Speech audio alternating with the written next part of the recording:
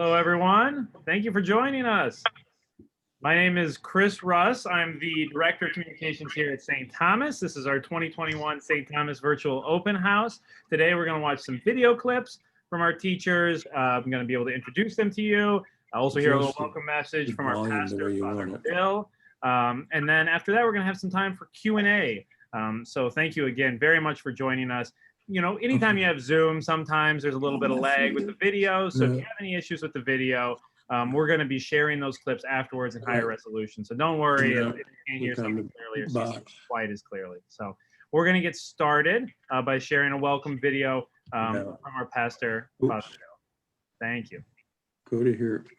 See where it says participants? Yeah. Click there. My name is Father Bill Ashbaugh.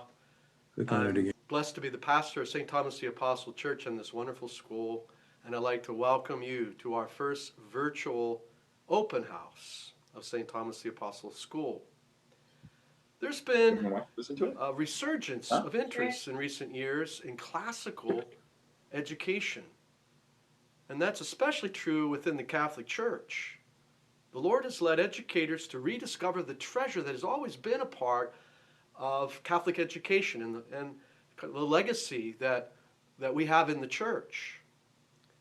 In this open house, you will hear and see and discover for yourselves more about this classical approach to education.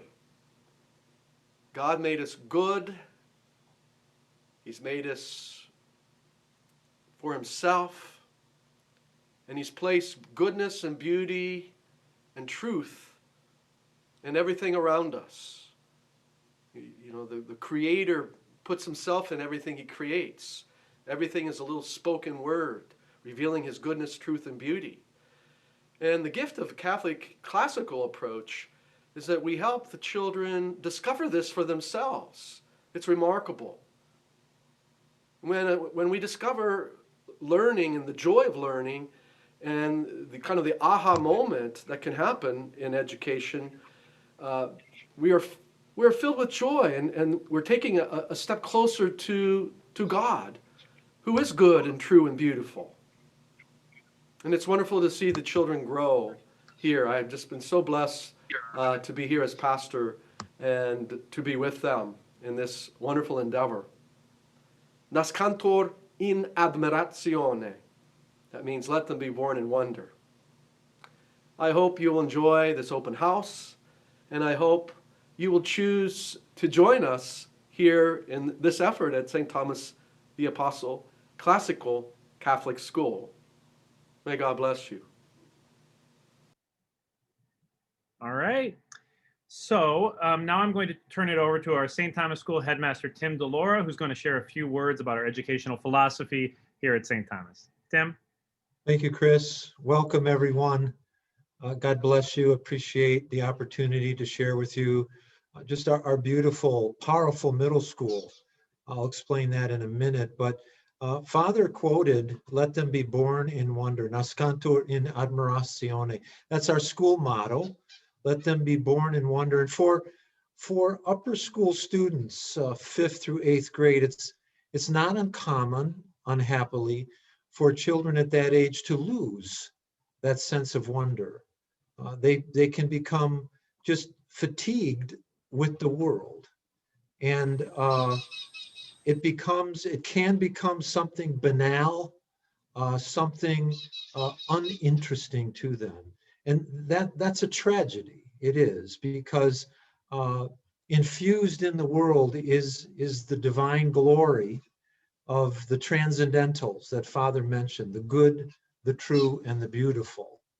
And the human person, the human child, is wired to be awed in the encounter with these in the world, to be called out of themselves toward God, toward others, and toward God as they discover these transcendentals.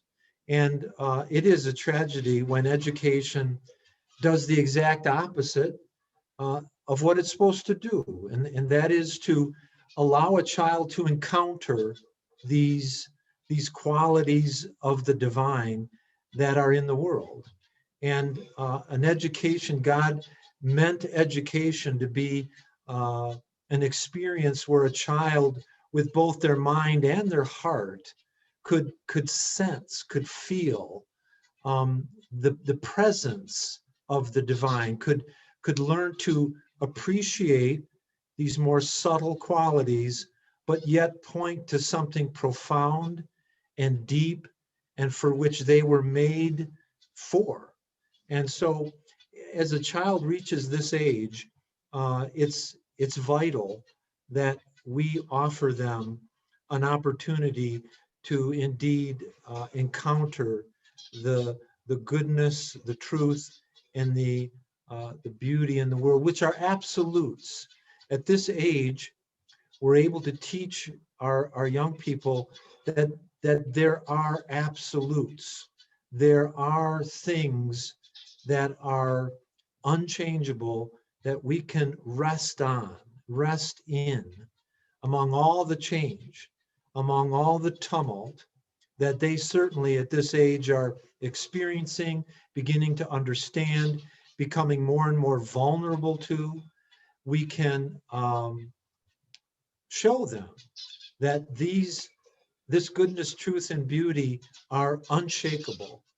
And we can actually train them to begin to replicate them in the arts, in writing, to recognize them in history, in mathematics, in science, and that ultimately they come together in a mystery of unity that isn't something, but a someone.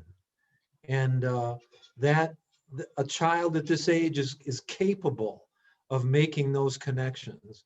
And I'm really blessed to be able to introduce you to Miss Angela Lorang and Miss Elizabeth Block, who have given themselves to this work of bringing children at this age into this encounter. And they work extremely hard to create that relationship with the child and let themselves be a relationship between the child and the world and to God. So welcome, glad you're here. God bless you. Feel welcome to ask any questions when we get to our question and answer session. Thank you. Thank you, Chris. Tim.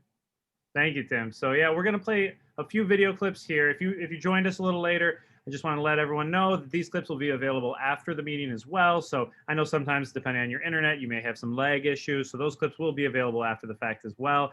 We have 3 video clips, and then after that, I'm going to do a brief introduction to our teachers here today, and then have some time for Q&A. So the first clip we have prepared for you is a performance led by our concert band director, Dr. Briganti.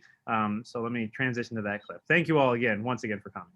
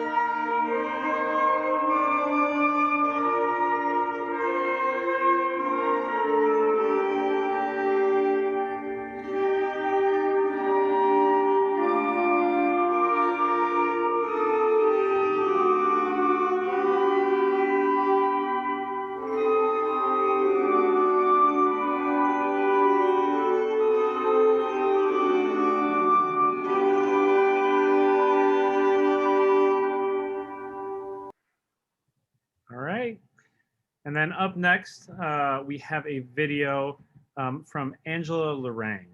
Get that all queued up for you.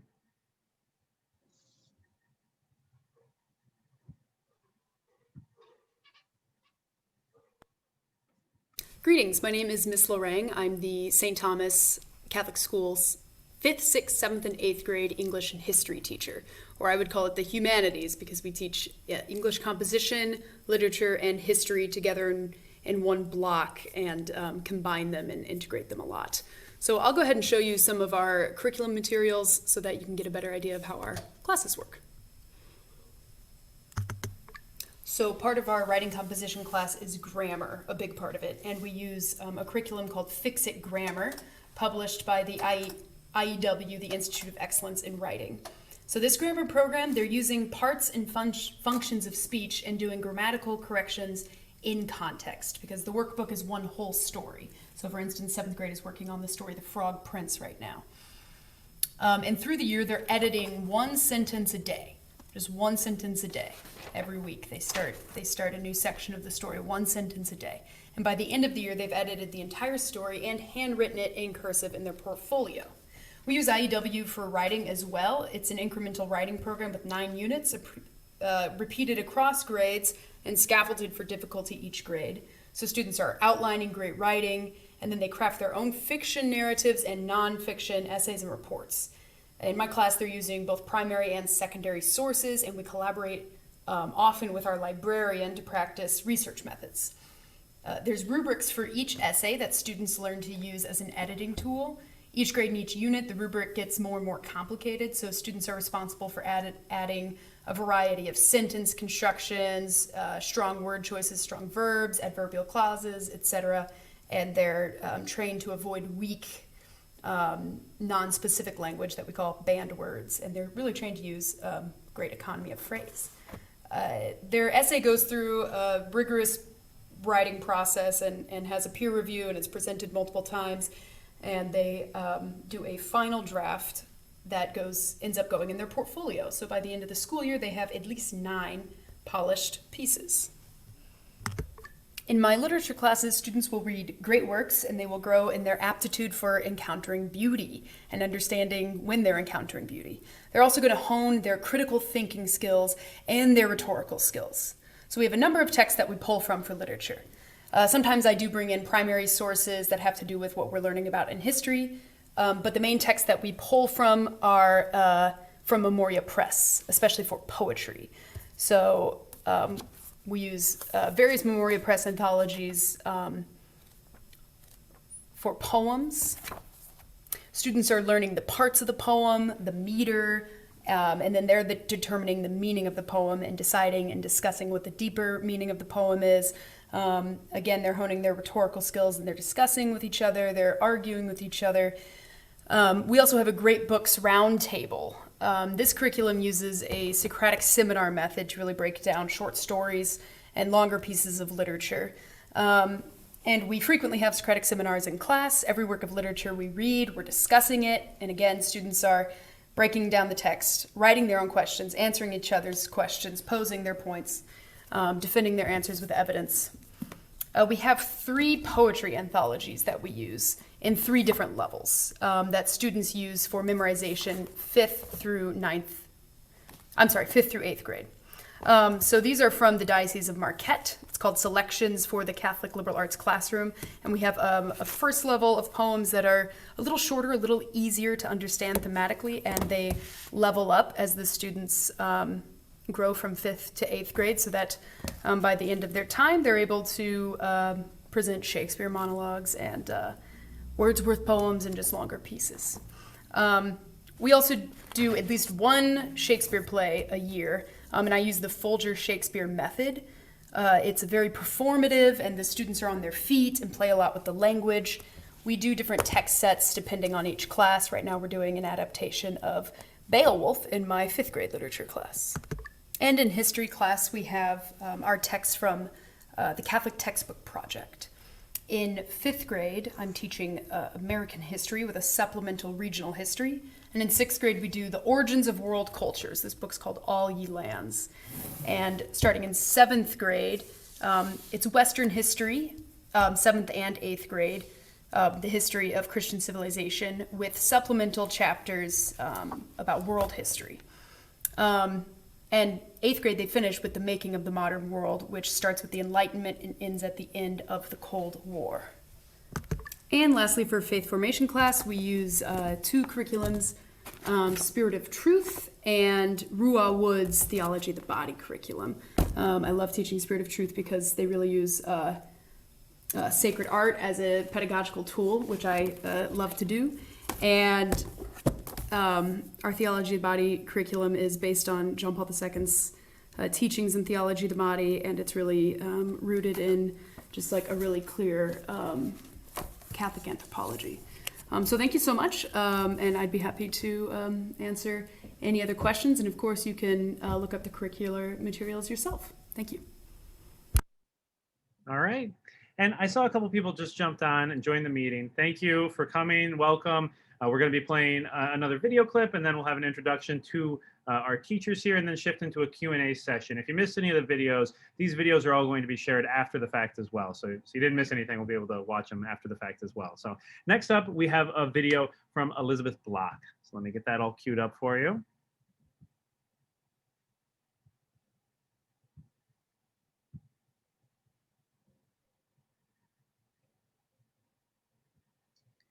Hello everyone, I'm Miss Block and I'm delighted to have this opportunity to share a little bit about the classes I teach and what I love about St. Thomas the Apostle Catholic School.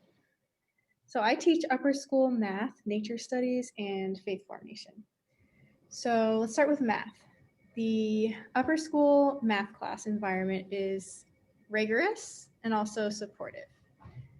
Math class at St. Thomas is built off of questions. When students discover mathematical truths through a series of questions, it becomes much more solidified in their minds when they figure out a concept themselves rather than as a result of simply being told how something is. Now, nature studies is based off of investigations. And just as math class, the nature studies is built off of questions. So the science class at St. Thomas is very hands-on. The students perform what are called investigations. So at the start of each investigation, there's a focus question. The students are challenged to answer this focus question based on prior knowledge and form a hypothesis before starting the experiment. Then after they complete the experiment, they answer the focus question again using what they learned. All right, so this is the science lab.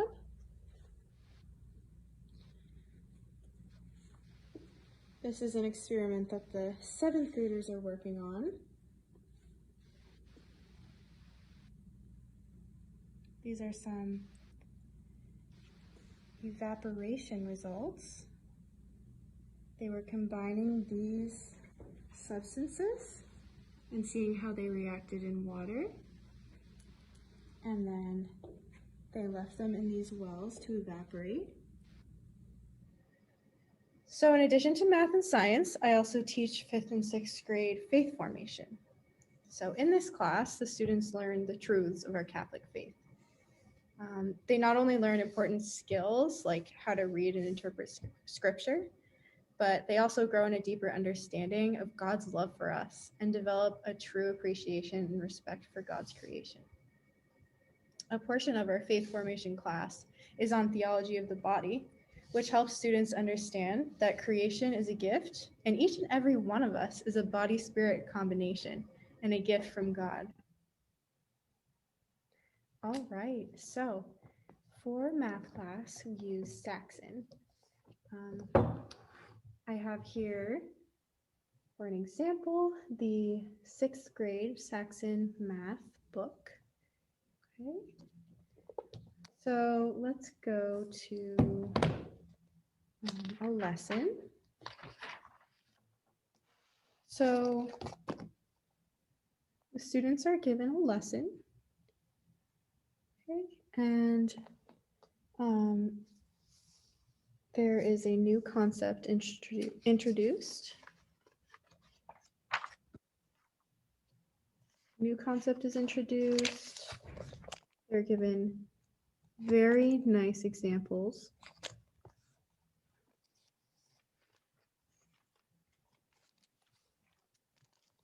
Then they have a lesson practice, the written practice,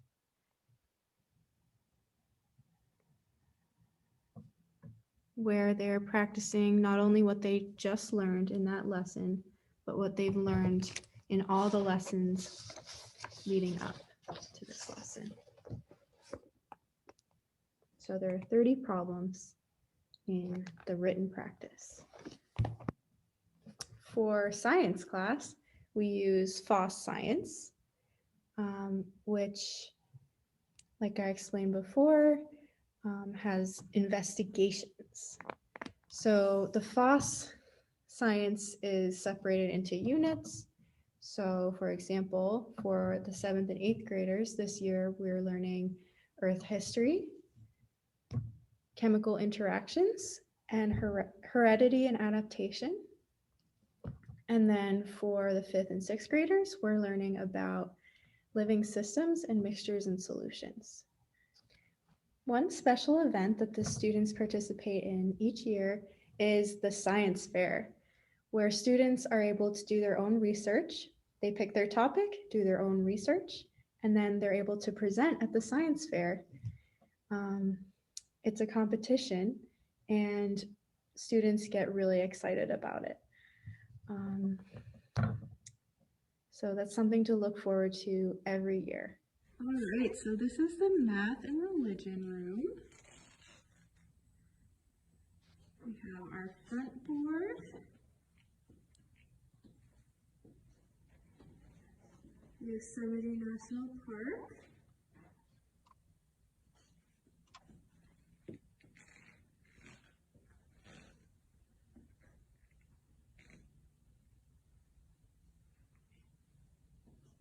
Okay.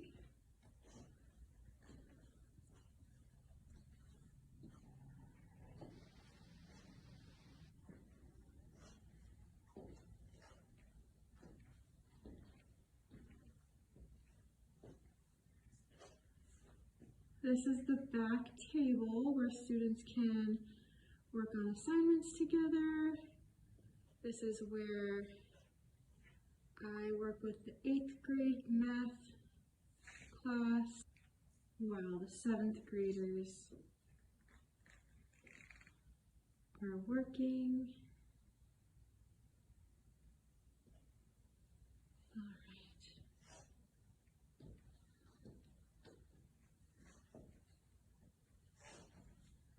Okay.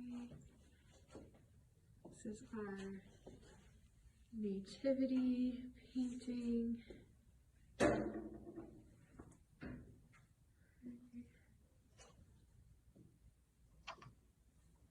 I was so happy I received these paintings as gifts. This is a banjo lesson. My desk. Beautiful windows.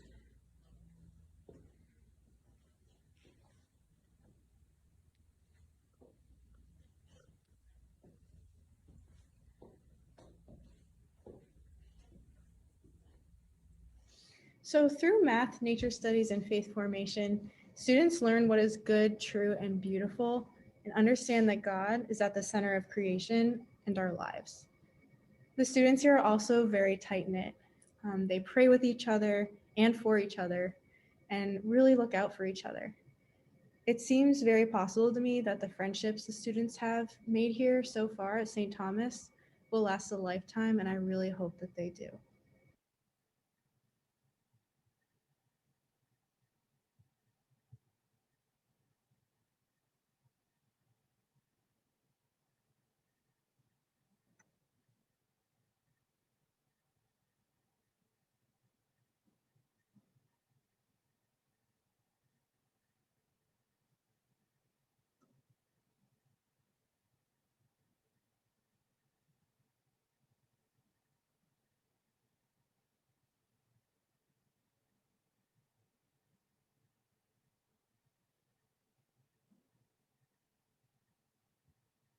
All right. So now I'm very excited to introduce to you our teachers. Up first, Angela Lorraine. Hi. Nice to see the kids on the video, Elizabeth. So I just wanted to add a little bit more. I have a background in teaching at public school, public middle school, and I have my master's in education in English and learned classical education when I came to work here. I did go to a classical liberal arts college, so I understood the liberal arts as a student, but not pedagogically from the teacher's perspective. So I just want to kind of give you my perspective on how it's a little bit different than what I've taught previously in secular classrooms. So the liberal arts, so we call it classical, it's interchangeable with liberal. Liberal arts education, and liberal means freedom. So it's freedom from and freedom for. So it's freedom from vice, freedom from confusion, freedom from boredom, like the pandemic of boredom that has hit kids and all over the world, and the overstimulation. And it's a freedom for virtue, growth in the way that the kids naturally are inclined to grow, but we help them. So every person, I mean, the foundation of our understanding of the human person is really what dictates down to every routine in the classroom, like what we do. So man is rational and has free will, and he's a body soul composite. So those three things we know are true. So if he's rational and we can give him freedom to grow in virtue, then we're encouraging intellectual virtue, which Tim spoke really beautifully about at the beginning. We want the students to be able to encounter the true, the good, and the beautiful, and know that there's objective truth, and know not only what is true, but why something is true is a big theme in our classroom. And then man has free will, so we want our students to grow in moral virtue. And very explicitly, our diocese does this, and I think we do a wonderful job on implementing it and making it part of the daily life at our school, where we're really focused on growth and virtues. It's taught me so much about specific growth and virtues, and being able to break down each moment, each decision for students, and have them think about what's the virtue here, what's the thing I should choose based on this virtue I'm learning. So we care a lot, about the moral growth of the students. And that's it's part of our curriculum, it's part of our routines, it's part of every day. And then last, students, humans, all of us are body, soul composites. And that's something we make very clear to the students, and they can all say that to you. Because of this, we need to have the students learn a physical discipline. Mr. DeLaura always, when he does locker checks, which he does, he'll come up and check the lockers of the upper school.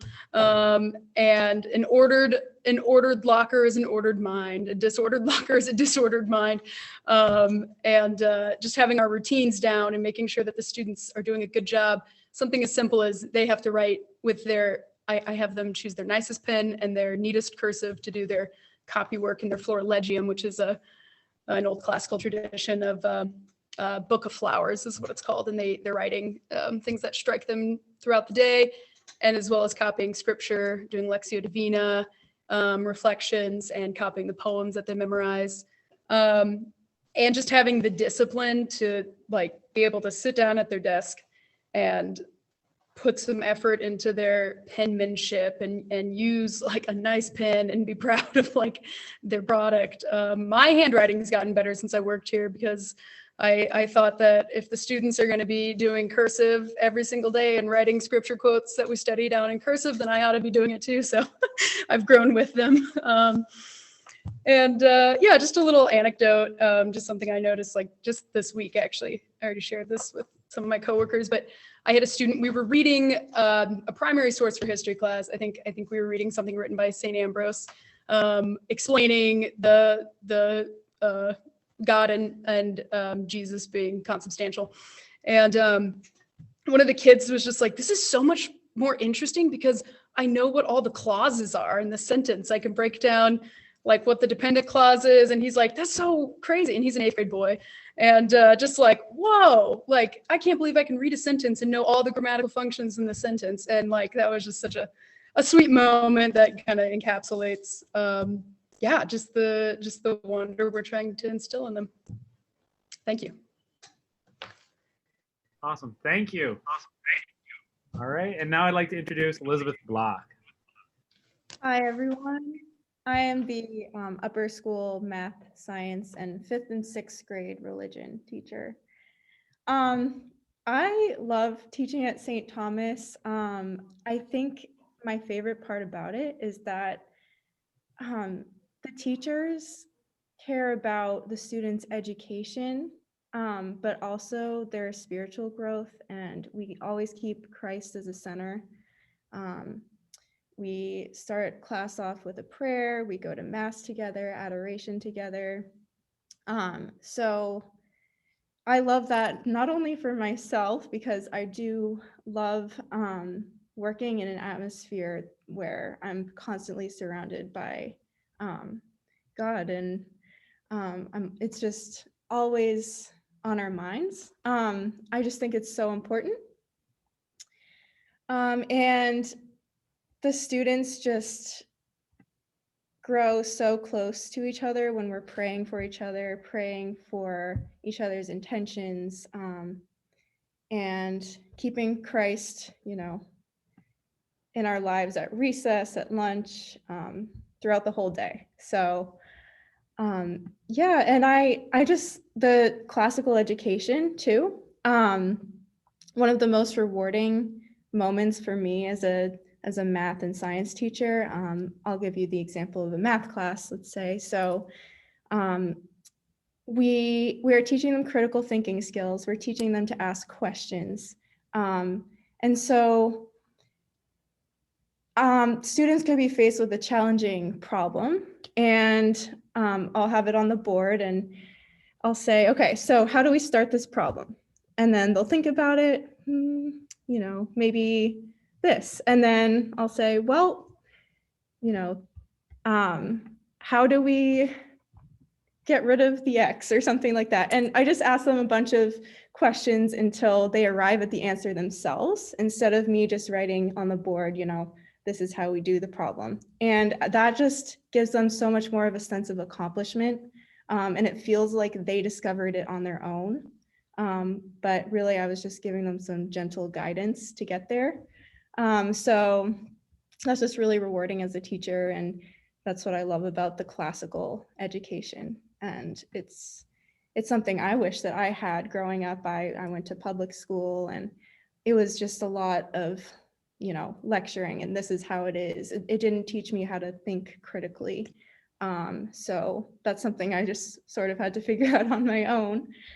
So I'm just so thankful to be here. Thank you. All right. And I'd just love to open up the floor now to any questions. Feel free to direct them to ask them generally, or to direct them to specific teachers, or to Mr. Delora. Feel free to just shout them out, or you can add those questions in the chat if you prefer to have them written out there as well. Either way is fine.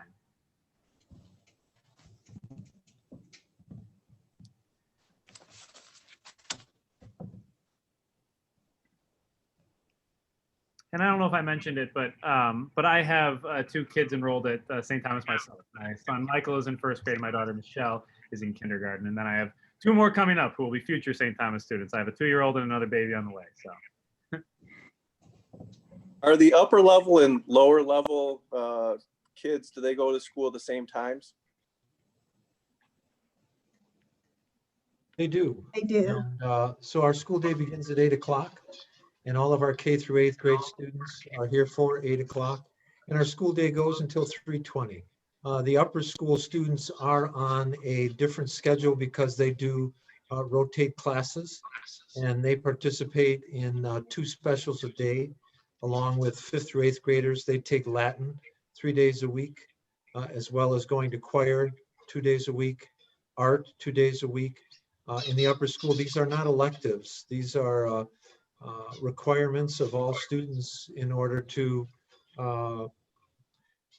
touch and form these aspects of their humanity as well as the academic areas. And so their schedule reflects that additional structure in their curriculum.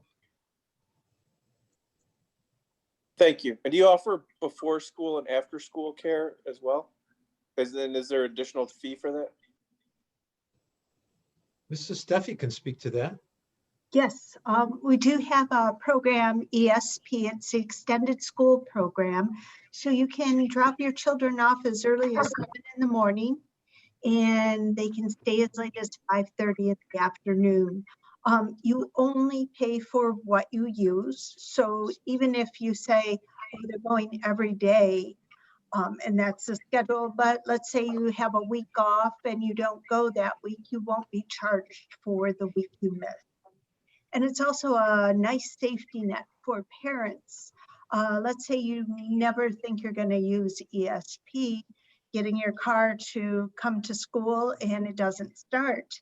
You can call me up, just send them to ESP, and you won't have to worry about picking them up immediately and having them sit outside with the teacher waiting for you. So it's a nice program. We have U of M students down there that help the children with their homework. So sometimes they can complete it before they get home. And you just sign them out and it's billed at the end of the month. Thank you, ma'am. Mm-hmm. We have a question in the chat as well. So the question is, are there grade-specific homerooms for the after-school grades, or do the students continually move from classroom to classroom?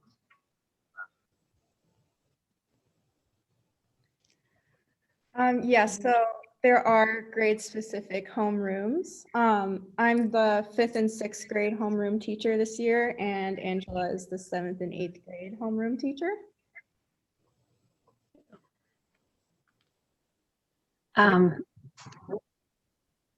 Hi. First of all, I was informed to say happy birthday to Miss Block. And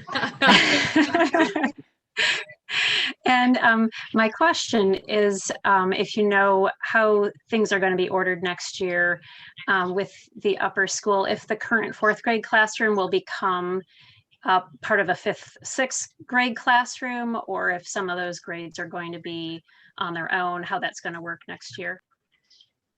So presently, we'll be making a final decision on that towards the end of the school year. Presently, we're looking at we have a combined 5-6, combined 7-8. The 8th graders will graduate.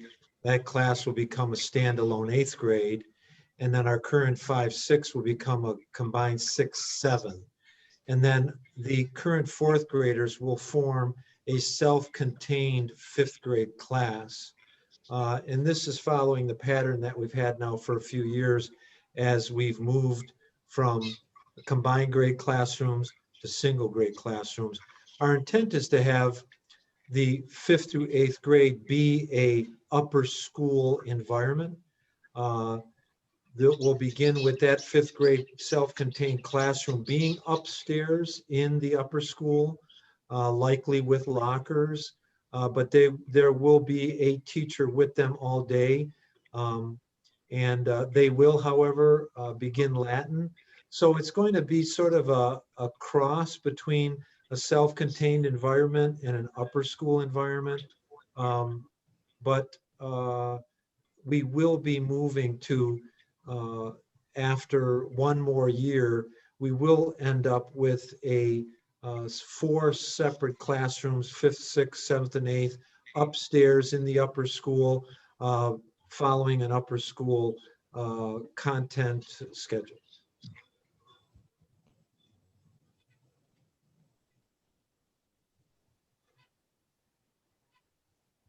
This just all sounds really great. I'm especially impressed with the history and English. That's unbelievable.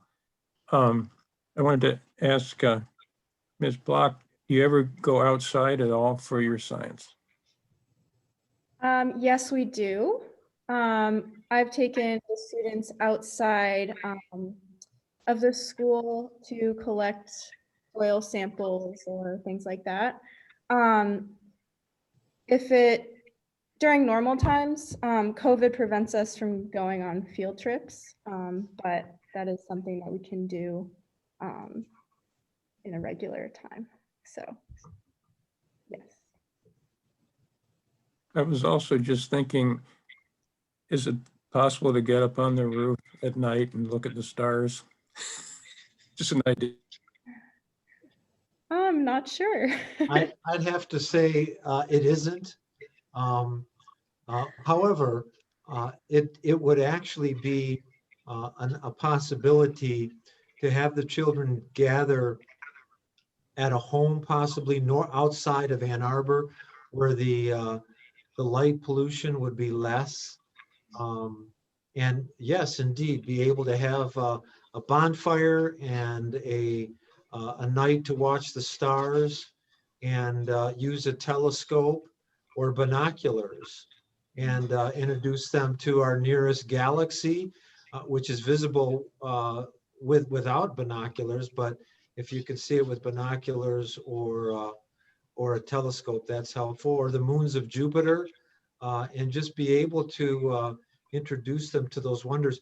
Another option that we hope to develop in time is to be able to take the children to the Upper Peninsula and to, for example, go camping on the Pictured Rocks Lakeshore, where there's a wonderful geological examples of sedimentary geological processes. Ms. Block is a geologist, and so we look to being able to do that possibly next year. I'm excited. I would add that, like Ms. Block said, when it's not during a pandemic, we live or our school is like a few blocks from the university, and there's like so many opportunities. I've been teaching here 3 years, and we've taken the students to archaeology museum. There's a planetarium. There's just huge libraries, and just tons of school programs. So, and that's down the street. So it's a great place to have a school. There's even a papyrus program over there where they've got one of the oldest copies of St. Paul's writings, I think. Is that at the Kinsey? I took my students to the Kinsey once. I can't remember if that was there. I think it's probably a special trip that would have to be arranged into the Right. collection.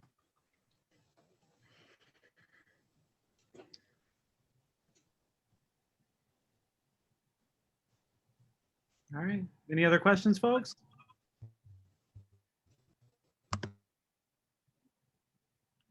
Thank you again so much for coming. I'd like to turn it over now to Laura Steffi, our school secretary here, who can give you more information about getting in contact with us, learning more about the school, how to continue your learning experience about St. Thomas.